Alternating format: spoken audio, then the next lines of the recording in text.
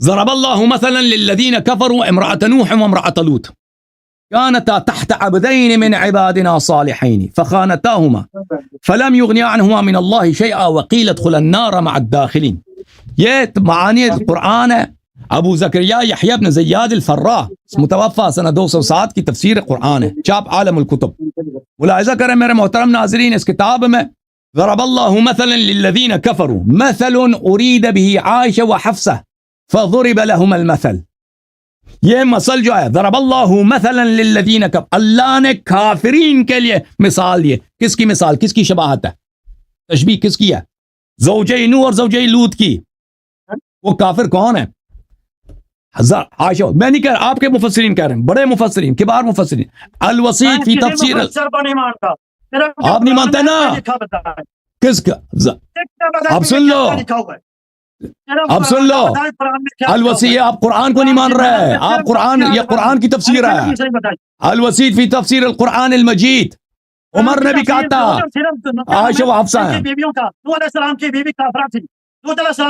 ہاں بالکل بالکل بالکل بالکل, ان کی مثال عائشہ کی مثال ہے. اللہ نے ان کی مثال عائشہ کی مثال بتا دیا.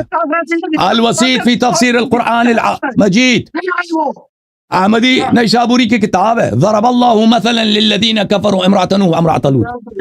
بلی ثم خوف عائشہ وحفصہ فی تظاہرہما علی الرسول صلی اللہ علیہ وسلم. عائشہ حفصہ نے رسول صلی اللہ علیہ وسلم سے دشمنی کی ہے, اللہ نے ان کو دمکی دی ہے.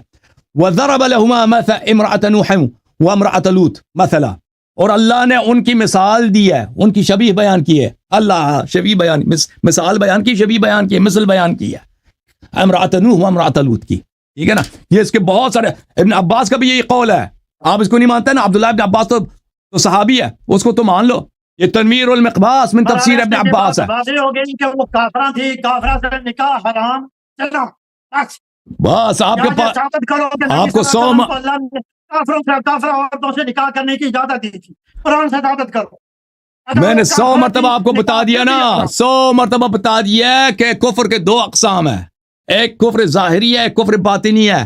اگر ایک شخص کہتا ہے میں مسلمان ہوں, وہ دل میں کافر ہے, تو اس پہ کفر کے احکام جاری نہیں ہوں گے, مسلمانوں کے احکام جاری ہوں گے. 100 مرتبہ آپ کو بتا دیا.